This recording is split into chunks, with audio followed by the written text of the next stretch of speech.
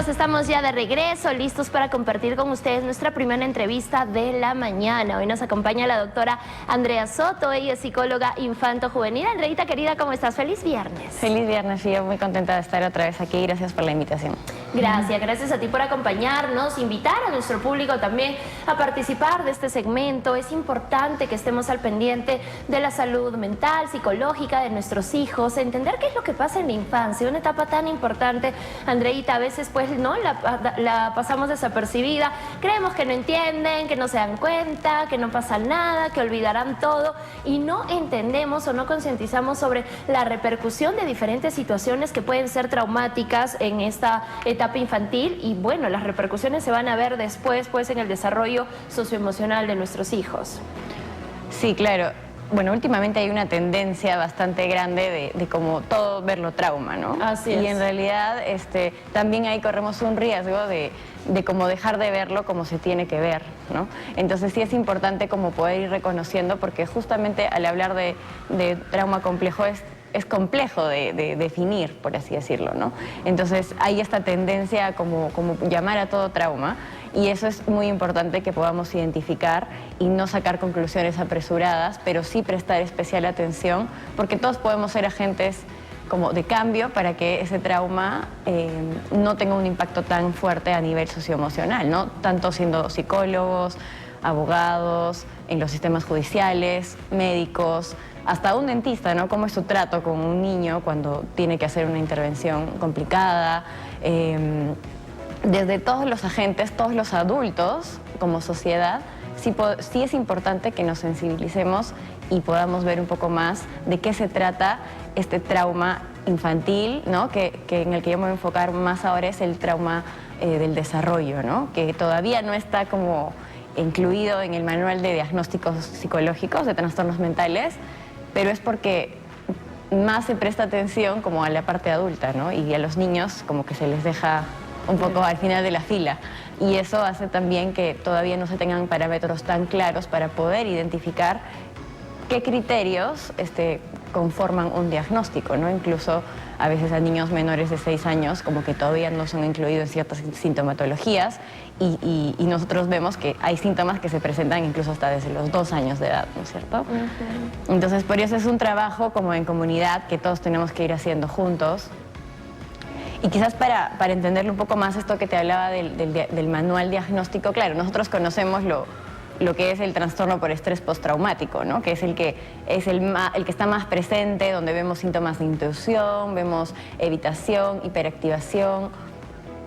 Y claro, incluso en Europa ahora ya han considerado dentro del estrés postraumático lo que es el trastorno de estrés postraumático complejo, que incluye, además de esta sintomatología que decíamos, de intrusión, de evitación, hiperactivación y alteración cognitiva, además también una desregulación emocional, problemas para las relaciones interpersonales y una valoración negativa de uno mismo, ¿no? Entonces aquí estamos hablando de niños que han vivido maltrato físico, abuso sexual, que se hayan tenido que separar de su cuidador cuando eran muy pequeños, ¿no? Por ejemplo, en los centros de acogida o en las instituciones donde hay niños que viven, varios niños con cuidadores. Y todo esto también se ve, a diferencia del trastorno de estrés postraumático simple, que puede ser por un evento externo, ¿no? Por ejemplo, un accidente, la muerte de un familiar, etcétera.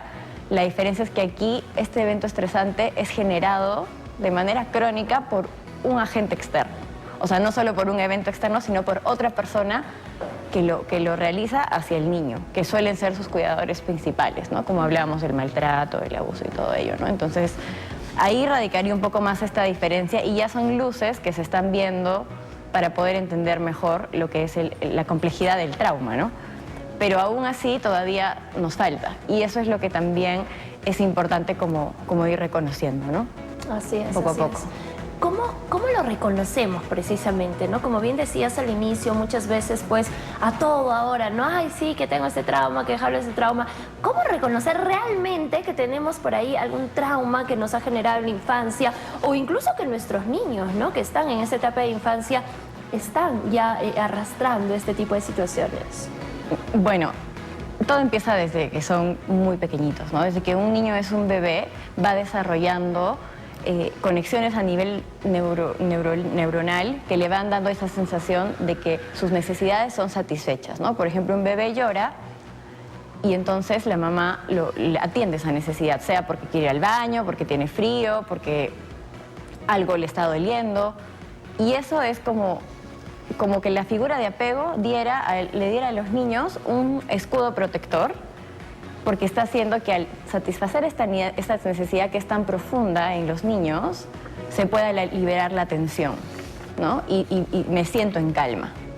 Porque mi figura de apego, al satisfacer las necesidades básicas que yo tengo, me da esa sensación de que tengo personas que están atentos a mis necesidades. Entonces eso me da una sensación, un escudo protector que me va a permitir entender situaciones cuando yo sea un niño, un adolescente o un adulto en lo que son las relaciones vinculares. Por el otro lado, si esta figura, que debería ser la figura principal de apego y de cuidado, no satisface estas necesidades, o a veces sí y a veces no, o incluso la figura la que supuestamente me cuida también es la que me hace daño, entonces hay como un cortocircuito ahí, ¿no? Y en vez de liberar esa tensión y tener calma, más bien es como que me inyectaran la tensión, ¿no?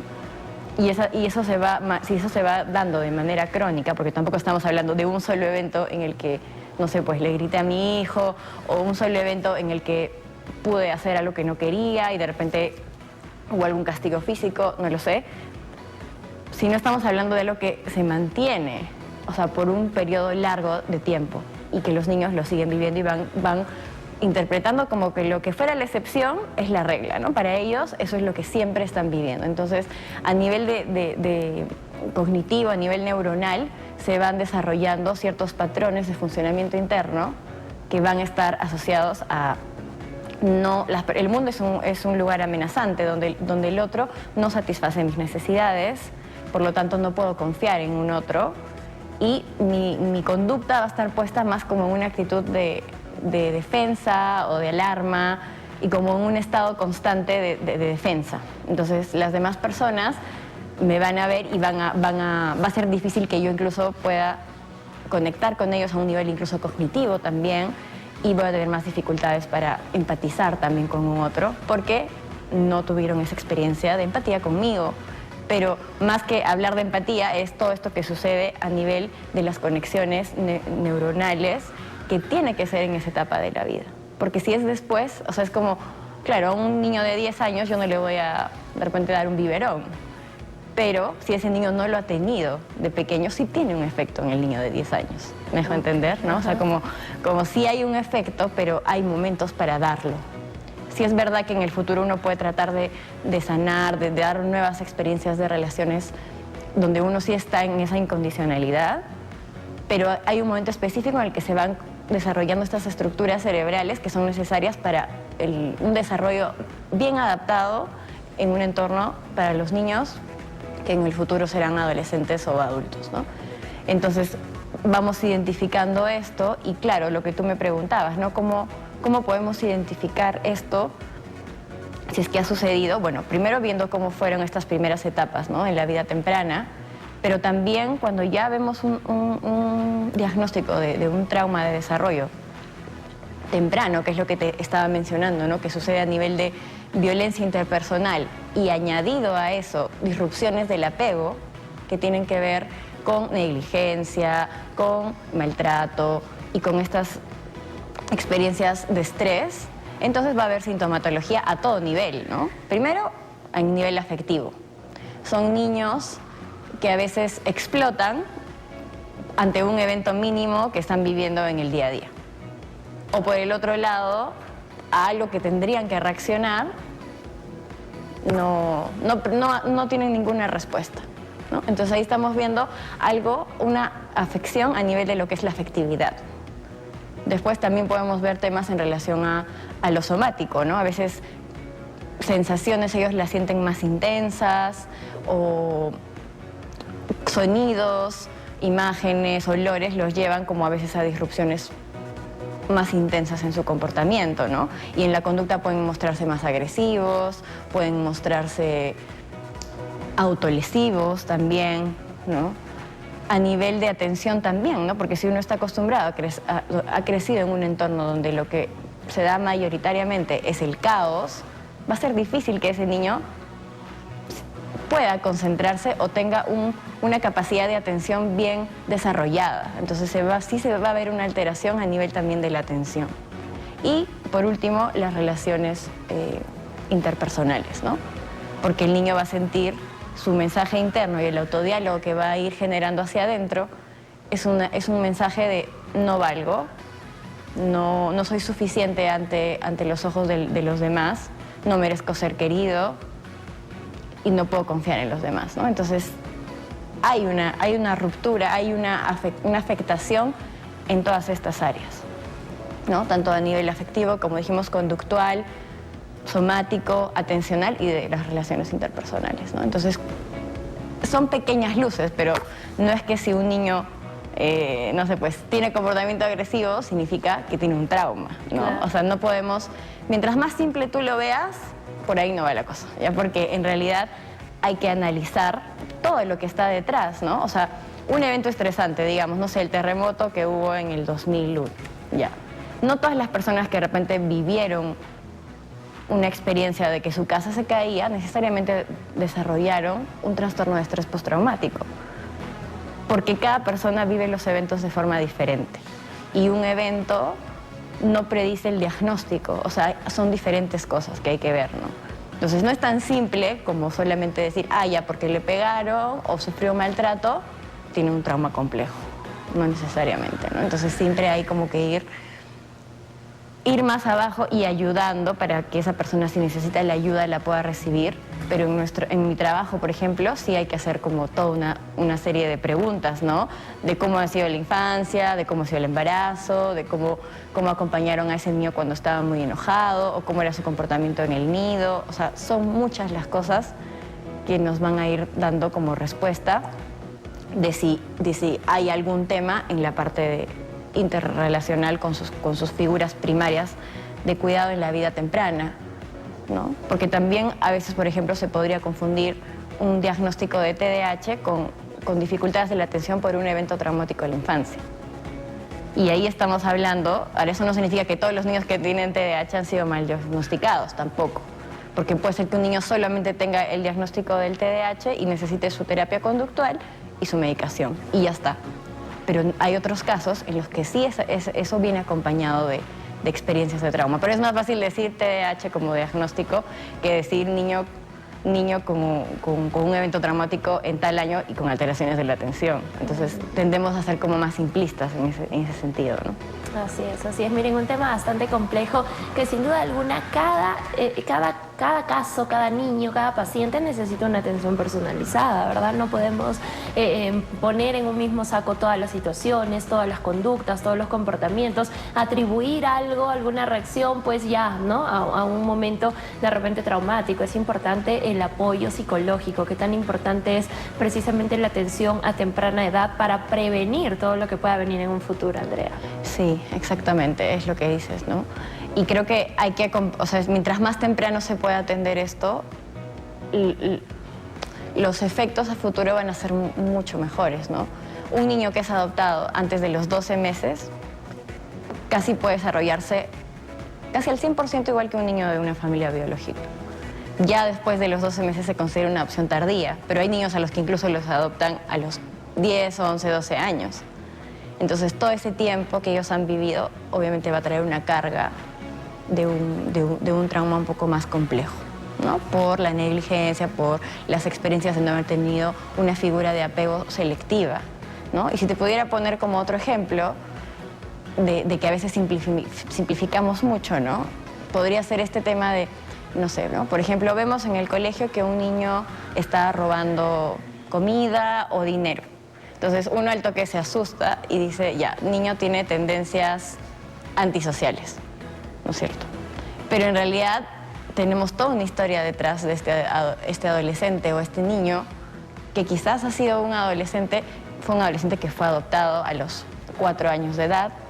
Si yo voy investigando más, este niño cuando vivía con su familia vivían en extrema pobreza, sigo investigando más, este niño no tenía las suficientes comidas que tenía que tener en el día. Entonces, él necesitaba a veces robar comida. O a veces necesitaba, simplemente no tenía esa sensación de sentirse lleno. Y a veces, por sobrevivir, tenía que acostumbrarse a lo que había. Y entonces, en el futuro, se activa esa sensación de supervivencia, de sentir que me voy a quedar sin alimento. A pesar que lo tengo y tengo una familia que me lo va a proveer. Y por eso se activa y yo tengo estas conductas en el presente. Y ya no es quitamos por completo la etiqueta de una conducta antisocial, sino que es la consecuencia de una experiencia traumática estresante en la vida temprana, ¿no? Y a veces tendemos, como te decía, a poner estas etiquetas de forma muy apresurada, sin poder ir investigando un poco más atrás, ¿no? Y en realidad, como te decía, nuestra labor es de todos, ¿no? O sea, porque creo que es muy importante que nos sensibilicemos en lo que es trauma. Y en las escuelas, ¿no? Por ejemplo, que es el lugar donde más podemos observar de repente más tiempo a los niños, también es muy importante, ¿no? Que podamos ir reconociendo estos tipos de comportamientos, porque sí se van a ver alteraciones a nivel de la atención, a veces chicos que les cuesta mucho como comunicarse desde una narración a través del diálogo, ¿no? Les cuesta bastante, demandan mucha atención personalizada también de los profesores, les cuesta resolver problemas y no entienden como la causa-efecto, ¿no? Y también hay una sobreestimulación están constantemente en estado de alerta. Y si ellos ven que un niño viene corriendo, de repente le pego, ¿no? Y de repente el niño no estaba haciendo nada, pero mi estado de defensa, ¿no? Es como si yo estuviera en un incendio y viene una persona y me empieza a explicar que el incendio te genera quemaduras y que tienes que respirar. O sea, lo primero que yo voy a actuar ahí es con un estado de alerta y voy a salir corriendo. O sea, o voy a coger a mi hijo y voy a salir corriendo de ese lugar. O si yo estoy atendiendo a mi consulta a un paciente y me dicen que una bomba va a explotar, yo no voy a quedarme ahí diciendo, bueno, hay que continuar, seguimos. Hay que mantener la calma, es peligrosa las bombas. O sea, nuestro sistema de alerta y de supervivencia va a actuar en ese momento. Entonces el niño está constantemente en ese estado de alarma. Y a veces nosotros pensamos que es una conducta que se tiene que modificar, que se tiene que trabajar, que es porque el niño no quiere, porque no tiene la voluntad para hacerlo. O esperamos que el niño cumpla con todo lo esperado para su etapa de desarrollo o su edad, sin tener en cuenta todo lo que no tuvo cuando era más pequeño. Entonces, en verdad es bien interesante, ¿no? Como poder ir metiéndonos en este papel de ir también capacitando más al todo el personal que tiene acceso a los niños para que puedan tener una visión mucho más sensible, mucho más no al apresurado y poder realmente conectar con ellos que en verdad son personas que, o sea, tienen tantos derechos como nosotros, ¿no? Y tienen el derecho a que los cuidemos y los protejamos, tanto como igual que uno mismo, ¿no? O sea, no necesitan mucho y mientras más el sistema los descuidan a ellos, más ellos necesitan que sean vistos, ¿no? O sea, que no los dejen, que vean la importancia de tener estos vínculos y estos sistemas de apego, esta seguridad desde lo más temprano posible para evitar todo este impacto que viene a futuro, ¿no? Y que ellos no sigan viendo que el mundo es así, ¿no? Y que no merecen tenerse las relaciones sanas, etcétera, etcétera, etcétera, ¿no? Con su pareja, con su familia, cuando sean adultos, con sus propios hijos. Y así se va como replicando esta cadena, ¿no? Un tema bastante interesante, tenemos que trabajar en él. Atentos ahora, mi querida Andreita, vamos con las recomendaciones finales. Bueno, creo que es muy importante, es un tema bastante amplio, ¿no? Para tocarlo de pronto en un momento tan corto, pero sí quería como dejar esa semillita, ¿no? De realmente ponernos la camiseta para poder darles un lugar a nuestros niños y poder también no verlos a ellos simplemente como un conjunto de síntomas, sino también empatizar con la historia que ellos traen desde sus infancias más tempranas, conectar con estos cuidadores y si te sientes que no puedes hacerlo por ti sola, busca ayuda, ¿no? Porque hay personas que te pueden ayudar. Hay personas que te van a dar las herramientas necesarias y te van a ayudar a cambiar el chip para poder ir desde el lugar donde tu hijo necesita que estés. Y eso es lo que nosotros también vamos a tratar de hacer. Entonces las recomendaciones es no verlo todo como una modificación de conducta. También otra de las recomendaciones sería como hay que conocer un poco más de la historia de los niños, no darnos diagnósticos apresurados y esa tendencia a verlo todo como si fuera un trauma, porque no lo es, pero sí necesita una especial atención de parte de nosotros. Y entender también la diversidad, ¿no? Porque hay muchos tipos de personas y, como decíamos, cada persona puede reaccionar a un evento estresante de manera distinta. Pero todo lo que es negligencia, abuso, maltrato, no va a pasar como si no hubiera sido nada. O sea, definitivamente va a tener que tener un impacto. Pero en cada persona ese impacto se va a dar de una forma diferente, ¿no? Entonces, seamos esas figuras incondicionales para nuestros niños y para ayudarlos a ser como los adultos del futuro que nos den una salud mental mucho más fortalecida, ¿no? Así es, un tema muy, pero muy interesante y precisamente como bien lo decía, es muy amplio, ¿no? Ahora se tocan solo los temas bastante generales. Si ustedes quieren ya una consulta personalizada, Andreita, aprovechemos el espacio para hacer la invitación. Bueno, me pueden encontrar en redes sociales, en Instagram como Salud Emocional con Andrea y en Facebook como psicóloga infantojuvenil Andrea Soto. Perfecto, ahí en tu pantalla está apareciendo la información, número de contacto, redes sociales y demás, así es que ya lo saben, no descuidemos, no dejemos pasar por alto nuestra salud psicológica, la estabilidad emocional, a nuestros niños también hay que atenderla tal cual atendemos cualquier dolencia física. Andreita, que tengas un lindo fin de semana. Gracias. Gracias por acompañarnos, nos vamos a la pausa, tenemos más para ti, esto es Nuevo Día Más.